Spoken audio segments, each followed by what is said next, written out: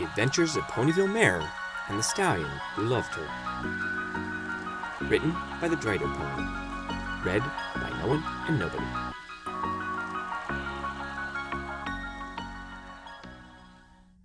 The shrill shriek of the train whistle roused Placeholder from his slumber.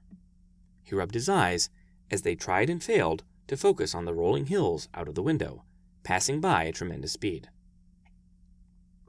He yawned, and his mind finally threw off the last shackles of sleep and woke up properly. "Afternoon, dearie," he heard a voice ask to his left. He turned to see an elderly mare with smiling eyes pushing a cart full of snacks, bottled drinks, and small conveniences. "You've got up just in time. Anything from the trolley?" Do you carry newspapers?" She fished for a moment beneath a selection of cookies. Manhattan Times or Canterlot Chronicle? He smiled weakly.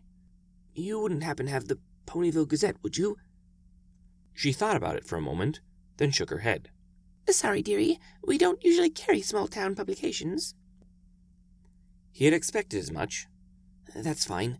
I'll take one each of the other two." Bits exchanged hooves, and Placeholder accepted the stack of newsprint. "Thank you for your purchase," the mare said as she walked off.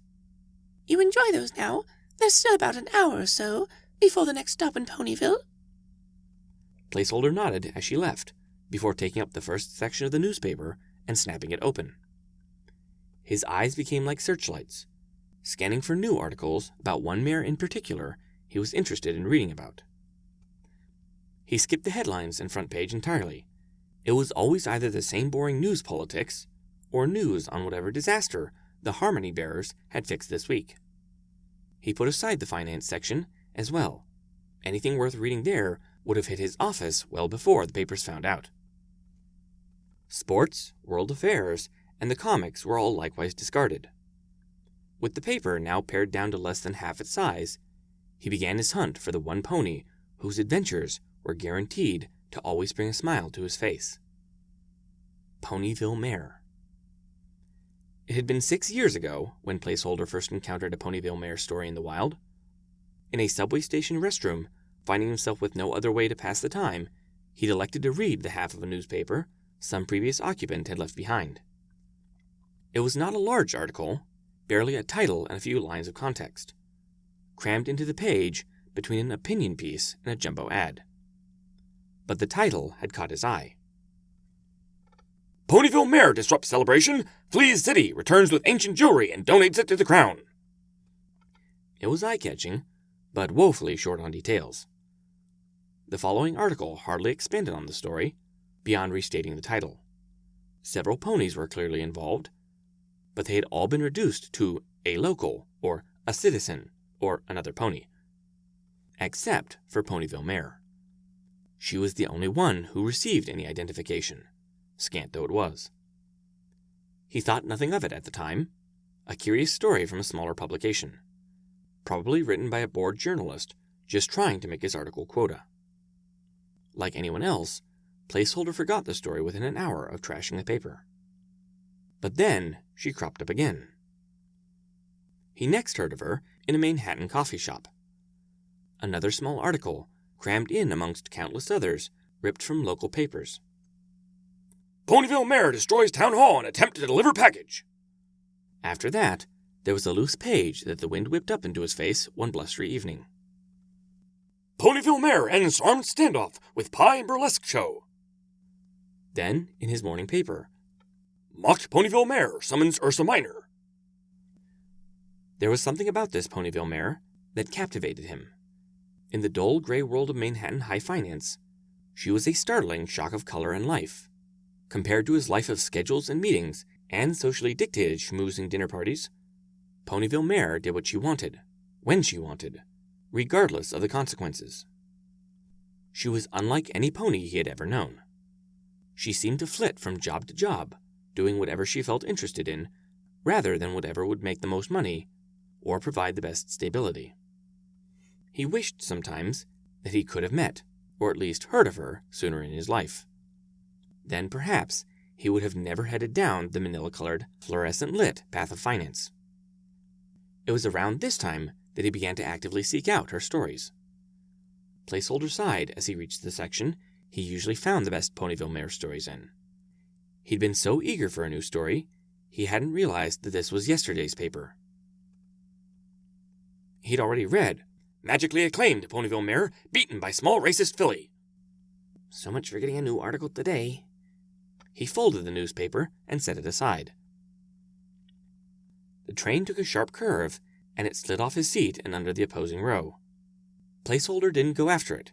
Instead, he unlocked the clasps of his travel saddlebags and pulled out a hefty book. Opening it, he began to leaf through the thick cardstock pages. Pages filled with memories flowed past, each one containing an article cut and preserved with utmost care.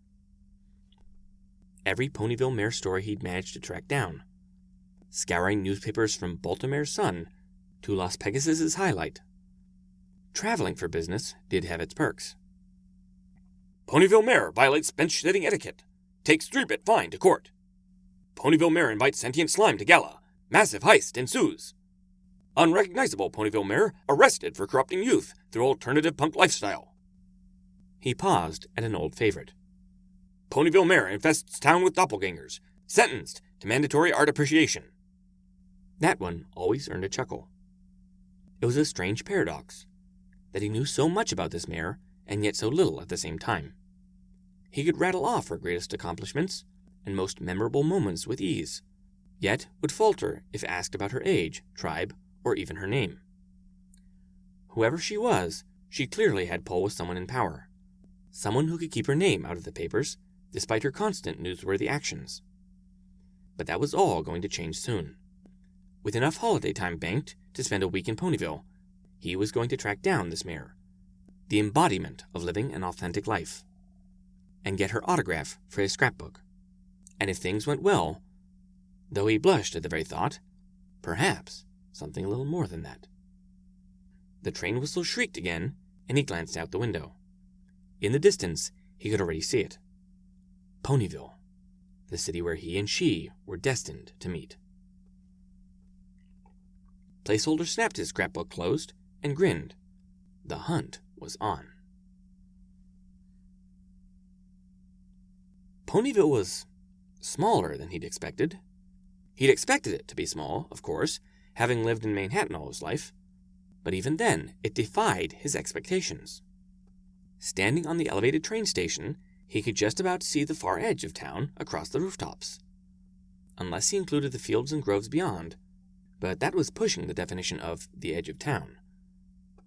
How could such a small place hold such a larger-than-life mare? Or maybe it was the other way around. The town was small enough that she was the only character who did anything worth writing about. The only thing detracting from the cozy, small-town charm was a towering crystal building that drew in the eye like a mislaid tile that broke an otherwise perfect pattern. It resembled the photographs of Princess Twilight's castle that he'd seen in the papers, but it was far too small and gaudy looking. The real one was in Canterlot, obviously, where all the princesses lived, and almost certainly the real thing didn't look half as tacky. Maybe it was meant to be some kind of attraction, a tourist trap, like the miniature statue of Libmerty in Las Pegasus. Either way, it was such an odd thing for an otherwise picturesque town. He idly wondered if Ponyville Mare had had a hoof in its conception. Build a replica of a princess's castle? That sounded right up her alley. He trotted through the meager crowd, disembarking at his station. Most of the passengers were continuing on to Canterlot, and exited the platform into the town proper. He took a deep breath. The clean country air was invigorating, and he could feel it replenish his soul with renewed determination and focus. He had planned to find a hotel first, but why waste time? Every minute not spent hunting down the Ponyville Mare was a minute not getting to know her and plumb the depths of her soul. His goal in mind, he walked right up to the first pony he saw, who looked like a local. A cream-coated earth pony mare sitting at an outdoor cafe. "Excuse me, ma'am?" She looked up from her salad, still chewing, the curls of her perfectly split two-color mane bobbing with the sudden motion. "Hmm?" Placeholder winced internally. He hadn't realized that she'd been eating at that exact moment. But he continued. It'd be a bigger faux pas to awkwardly end the conversation immediately after that. Sorry to bother you, but I'm new in town, and I was hoping to find a local who could give me some directions. The mare held up a hoof for him to wait, chewed quickly for a few seconds, then swallowed and smiled. Sure thing. I'd be happy to help. What are you looking for? Not so much a what as a who. I'm looking for a particular mare, but I don't know her name. The mare frowned. If this is the start of one of those gimmicky pickup lines, I'm letting you know now that I'm spoken for. Nothing like that, he said quickly. You see, I've been following this mare's exploits through the newspaper, but they never mention her name. All I know is that she's from Ponyville. I've been hoping to meet her for some time. She calmed down with his explanation. That is a toughie. Well, if they were in newspapers as far away as... Where are you from? Manhattan. Oh, nice place. I did some work there in the past. Anyway, you're probably looking for Twilight or one of her squad. Anything interesting happening around here tends to focus on them. Placeholder nodded as he digested this new information. Twilight was the young pony's name, probably named after the newest princess. A dark thought crossed his mind. Sweet Celestia, what if the Ponyville Mare was actually a filly? Some strange stallion traveling hundreds of miles to see a filly he'd never met. Did not sound good, no matter how you phrased it. He took a deep breath and steadied himself. No, she had to be an adult. She'd held countless jobs after all, not to mention the articles involving her incidents with Cider. In any case, it was as good a start to his search as any. Thanks. Any idea where I might find him? She pointed behind him, almost directly at the... No, she couldn't actually mean. Big Crystal Castle. You can't miss it. Placeholder's breath caught for a second. A mare named Twilight, living in a big crystal castle? No, it couldn't be. It had to be some sort of tourist gimmick. But the gossip columns did say she was something of an eccentric. Pulling himself out of the hole his mind was digging, he cleared his throat. That Twilight you mentioned, it wouldn't happen to be, and let me know if I'm just talking completely crazy here, but you don't mean Princess Twilight Sparkle, do you? Much to his shock and alarm, the mare simply nodded, as if this were the easiest question in the world. Mind you, she's not big on the title, though. She's usually home around now, and is generally fine with ponies just dropping by, so long as they don't make a nuisance. Her words seemed to fade away as Placeholder retreated to the depths of his mind. It was impossible. Could his Ponyville Mare actually be a princess? Ponyville was a lot bigger than it looked from the outside, or so it seemed to Placeholder as he wandered down Crammed Street for the third time. Unlike the precise gridwork of roads in Manhattan, the streets of Ponyville seemed to connect point A to B in the most roundabout way possible, often stopping at half the other letters along the way. Just as the mayor had said, you couldn't miss the eyesore of a castle. The real problem was getting there. Every road that looked like a straight path slowly curved and arced away, somehow leaving him farther away from the castle than he'd begun. It was a small consolidation that he'd convinced himself that Ponyville Mare was definitely not the princess. That was an insurmountable barrier he'd been unprepared to face.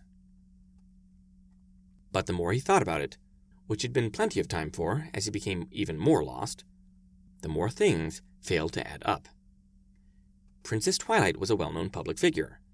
Anything she did of even remote note was plastered on the front page for all to see and praise over. Why would some events, at random, be relegated to obscurity?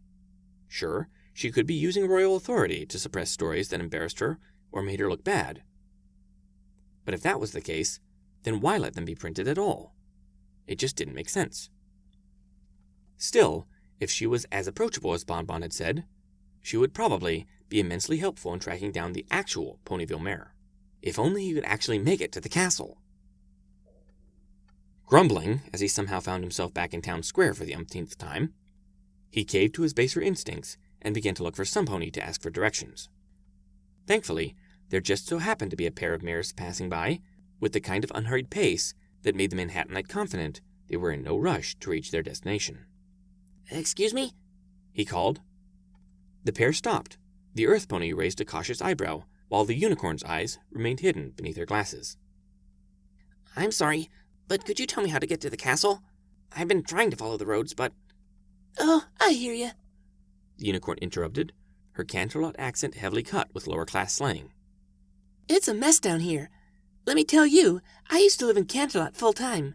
First time I came down here, I got so lost, I nearly starved to death.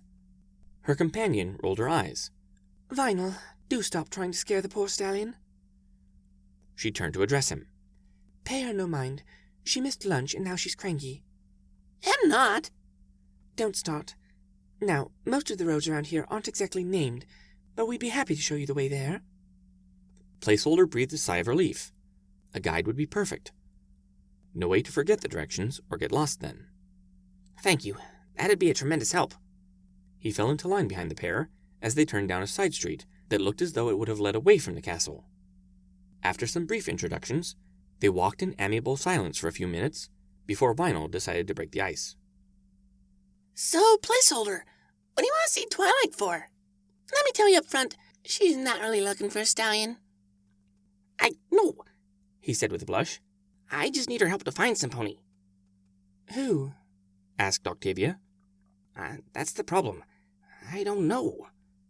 He proceeded to give the pair a quick summary of the notion of Ponyville Mare and his quest to find her. Huh. Weird. Vinyl commented when he was through. I don't read papers much, so I've never heard of her. But some of those headlines sound kind of familiar. We're only down here a couple of days a week, Octavia explained. So chances are we've missed many of those events. But we do know the town well enough. Maybe if you could furnish us with a few more of those articles, we might come across one we recognize. It was as good an idea as he'd had, so Placeholder agreed. Well, one that comes to mind quickly is Ponyville Mare's pranking spree ends in significant property destruction and cake. Does that ring any bells? Pranking spree sure sounds like Dash, Vinyl said. True, but the cake makes me think Pinky. Tavi, when Pinky's in town, everything ends in cake. Yes, I suppose you're right. Placeholder, do you have another? A sillier question had never been asked. Ponyville Mare's baked horror leads to a multi-block evacuation. Now that sounds like Pinkie Pie, Vinyl said confidently. If it's baking and made the papers, gotta be her. Nonsense. Pinkie Pie couldn't bake something bad if she tried. Rainbow Dash, on the other hoof, can burn juice. Or so the rumor mill says. Or was that Rarity? Pinkie Pie and Rainbow Dash. The names rang a bell in Placeholder's memory, but he couldn't quite place them. Eventually, it came to him. Oh, you mean the Bears of Laughter and Loyalty? Vinyl gave him a bit of a sidelong glance, and Octavia's eyebrow rose again. No one really calls them that around here, but yeah, that's them. So not just a princess, but the greatest heroes of recent history also lived in Ponyville? Pinkie Pie, bearer of laughter and first-choice organizer for countless Canterlot events. And Rainbow Dash, bearer of loyalty and Wonderbolt star. What kind of town was this that had so many high-profile figures living in moderate obscurity? He'd always assumed that the elements, and by proxy their bearers, worked like superheroes, spread out in major cities across the nation and banding together only to face truly dangerous foes. Yet, instead, they all lived in some small farm town? He could only hope that Ponyville Mare would not turn out to be one of them. An eccentric but socially equal pony would be one he might have a chance with. But an eccentric national hero? Not a chance. But so far, neither laughter nor loyalty seemed to fit the mold he carried in his book. He'd have to just keep looking until he found some pony that did. Here we are, Twilight's Castle of Friendship. The road forked ahead, and while the main path continued unimpeded, a second path, clearly newer and less trod than the other, winnowed off to one side. Mercifully, it led to the castle gates and nowhere else. If she can't help you find your mare, then I'm sure one of her friends can, Octavia said. Between them, they know every pony in Ponyville. Thank you so much for showing me here, Placeholder said as he shook their hooves eagerly. I think I can make it the rest of the way. No biggie, dude. Vinyl gave him a slightly lecherous look over the tops of her glasses. Just let me know when you find this mare. I think I'd like to get to know her myself. Octavia hip-checked her. Ouch! What? I'm just saying. She sounds like a cool chick. Placeholder waved them goodbye as they went their separate ways. They along the main road, and he towards the castle and hopefully Ponyville Mare. As he'd been told, the princess was more than willing to see him. Her dragon assistant led him to a library where she sat waiting, a genial smile on her face. Hi there, she said. Is there something I can help you with? Some kind of friendship problem? Placeholder was not entirely clear what she meant by friendship problem, but given the context, decided it might not be the exact right term for a situation. Still, it wouldn't be good to dismiss it outright. How formal was he supposed to be anyway? She spoke casually, but she was a princess. He cleared his throat and took a shot. I don't know if a friendship problem is really the right word for it. I'm looking for a particular pony, and some locals I asked said you might be able to help. I'll certainly do my best, she replied. What's her name? I don't know. Twilight gave him an odd look. Okay. Do you know how old she is? She's an adult, but otherwise, no. How about her tribe? I don't know it. What do you know? Her dragon asked. Spike, Twilight chided quietly. I know she's a mare from Ponyville, Placeholder admitted, and that she has a life filled with wonder and excitement. Great, we've ruled out about a quarter of the Ponyville population, Spike commented, earning him another glare from the alicorn. She turned back to Placeholder, her voice still calm, but slightly strained. Is there anything else you know about her that might help us narrow it down? Oh, I know lots of details about her and things she's done. She's in the paper all the time, but they never say who she is. He reached into his saddlebag and pulled out his scrapbook. Twilight's eyes lit up at the sight. Oh, you brought a book? Yes, this is my collection of articles about her. I've been reading about her for so long, I really want to find out who she is and get her autograph. Well, if it's book-related, then you've come to the right place. She held out a hoof. May I? Placeholder found himself hesitating. On one hoof, this was his prized collection, of which he had never let any pony else see, let alone hold. On the other, this was a princess. If you couldn't trust a princess, then who could you trust? He nodded, and she took the book in a combination of hoof and magic. She opened the cover and read the first article, as Placeholder tried to read her expression. She turned the page and read the second, the third, the fourth. A small smile tugged at the corner of her mouth. Recognition? Or just amusement? She turned another page, and the smile vanished. A few more, and it turned into a frown. Placeholder could only chew his cheek in worry, as his mind cranked out increasingly worrying and unlikely scenarios. The princess was flipping ahead now.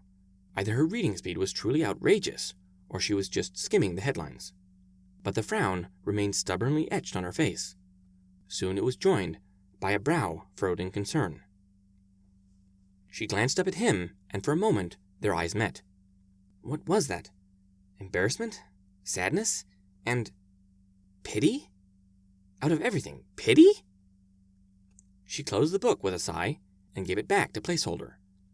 It had only been a few minutes, yet he felt as though years had passed. The warm atmosphere was gone, replaced by an unsettling chill that not even the sun streaming in through the windows seemed to abate. I think, she said at last, making his heart skip a beat. You see, it's... Oh, Celestia, this is hard to explain. Just tell me, he blurted, as the swirling dark thought spilled from his mind. Did something happen to her? Was she hurt? Killed? Please, I need to know. No, nothing like that. Her wings arced and shuffled behind her with anxious energy. In fact, I don't think she exists at all. Princess Twilight's words hung heavy in the silent air that followed. Neither party spoke or barely even breathed for a long moment of shock and disbelief. But she is real, Placeholder insisted, though it lacked the same confidence he'd had before. I have a whole book of things she's done. Her words coiled around his mind like a serpent, refusing to sink in, yet slowly strangling the image of the mare in his mind. Yes, But, the alicorn began slowly, clearly just as hesitant to tell him as he was reluctant to hear it. it's like, have you ever heard of buckwheat's protective claws? The sudden change in topic caught him off guard, and disgust quickly colored his features. Buckwheat? Wasn't that the mare who... Yes, and no. Twilight replied, before he could get into the details best not mentioned in polite company. It is named after the mare you're thinking of, but she never did all those terrible things you associate her with. It was a terrible case of miscommunication and a reporter with a personal grudge. He twisted facts and took Pony's statements out of context to make a small incident seem far worse than it was. It should have ended there, a minor incident in a small town. Quickly cleared up and resolved. But then a national chain got wind of it. Within days, every major newspaper in Equestria was running the story, unfact-checked, and as a result, through no fault of her own, Buckwheat's career was ruined, and she became a national laughingstock, even a pariah in some regions. Oh. There was nothing else Placeholder could think to say. What else could he say to something like that? And what did Buckwheat have to do with Ponyville Mare? Because of that incident, She continued. Princess Celestia drafted the Buckwheat Protection Clause. It states that when a news organization reprints a story from a smaller publication, they cannot use the real names of the ponies involved outside of a few special circumstances. Twilight fixed her gaze directly to his. In short, most papers just rephrase the article and replace the name with the pony's gender and location. A looming feeling of dread fell over Placeholder as the truth snake coiled ever more tightly around his thoughts. Wait, are you saying that? I'm afraid so. Your Ponyville Mare is likely an amalgamation of most of the mares in town. Just skimming through the book, I recognize stories about some of my friends, a traveling magician, a few local farmers, an effeminate stallion, and even a couple that are about me. It was as though the world had dropped out from beneath his hooves. Placeholder's breathing sped up as the awful realization sunk in like a pony trapped in a tar pit. She wasn't real. She didn't exist.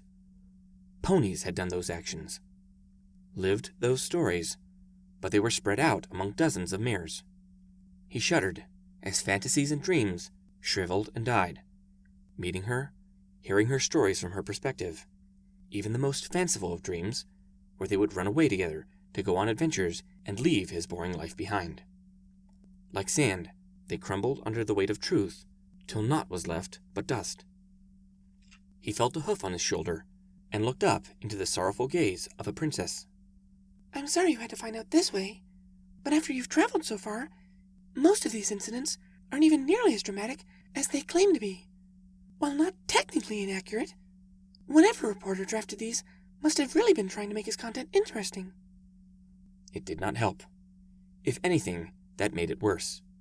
Not only was Ponyville Mare a fake, but her adventures were too? Was anything real? Or was everything he held dear merely fiction? Twilight apparently either did not notice his distress or misinterpreted it. If you like, She said with an optimistic note, I could go through the articles with my friends and try to put names to acts. Then you could go and get each of their autographs individually. It wouldn't be the same. No, I think I'll just go. Thank you for your time, Princess. Head and tail both drooping, Placeholder left the Castle of Friendship in a far worse mood than he'd entered. She's not real. She doesn't exist. You're never going to meet her. Like a cloud of flies, dark thoughts swarmed around his corpse of a dream. The ceiling of his hotel room offered no more distraction or diversion than it had for the last several hours. Yet, he continued to stare up at it anyway. The cracks that spiderwebbed across the plaster seemed to mirror those in his mind. What now? That was the question that overshadowed the rest in his maelstrom of thoughts. What was he to do now that he knew the truth? Go back to work? End his vacation early and pretend like she never existed? She did never exist. After all, what good would it do to hang around Ponyville in a funk for the rest of the week? He'd planned to scope out the places where his favorite stories had happened. But what was the point when the main character, and possibly even the story itself, was made up. He rolled onto his belly and opened his scrapbook to a random page, hoping to find inspiration in the familiar stories. The crackling of the pages sounded old now, tired. He took in the two headlines he was presented with. Ponyville Mare caught using vocal double at charity concert. Ponyville Mare beautifies town, goes mad with power. He tried to picture them as different mares. He made the first a unicorn, and the second a Pegasus, modeled after some passerby he'd seen in town earlier. It didn't work. He couldn't do it.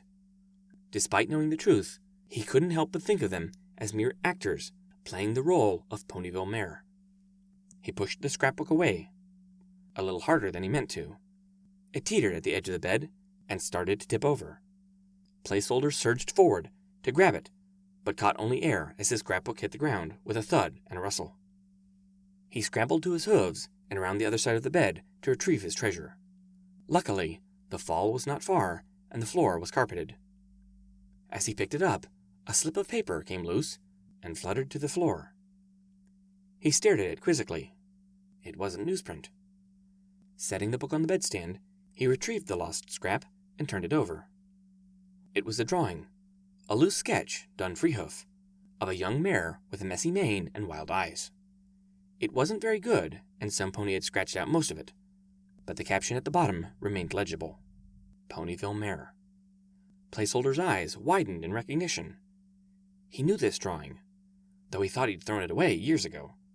Memories flowed back from when he'd first started collecting Ponyville Mare stories. He'd been inspired by them. Not just the mare, but the wild freedom of her actions and the mentality they represented. Young and full of vigor, he'd tried to bring her more to life than the articles had, elaborating the stories through his own imagination. And more than that, he'd tried to give her a shape, a form, all her own. A whisper of an idea budded forth within his mind, an inkling of an idea that cut through the melancholic atmosphere like a candle through darkness. Now that he had learned she wasn't real, was he really in any different position than he'd been in before? So what if she wasn't real? If she was a fiction? The ideas he associated with Ponyville Mare, freedom, living authentically, and simply having fun with life, those were real. Those still meant something. He flipped to the back of the book, wondering if the old pages were still there, or if he'd removed them. To his surprise and joy, they were. The last few pages of the scrapbook were covered in a dense scrawl, small blocky letters that elaborated some of Ponyville Mare's most interesting stories into a single narrative. Placeholder's early attempts to expand upon what little information the articles offered. He'd built a world from her, from the scraps of news he could find, gave her friends, a personality, and a life beyond print-worthy hijinks. Some parts were scratched out, much like the drawings had been, when he'd come to the decision that it was wrong to impose his own shape and history on a mare that existed somewhere and had her own. But that wasn't a problem anymore. A small smile slowly crept across his face. If there was no Ponyville Mare, and the stories were barely true, then what would there be to stop him from making her real?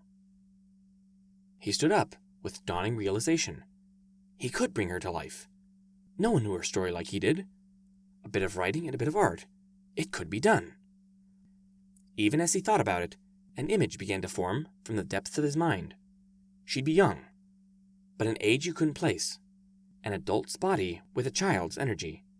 A vibrant coat, but tousled and unbrushed from a life living too quickly for coat care. And she'd have to be an alicorn, obviously.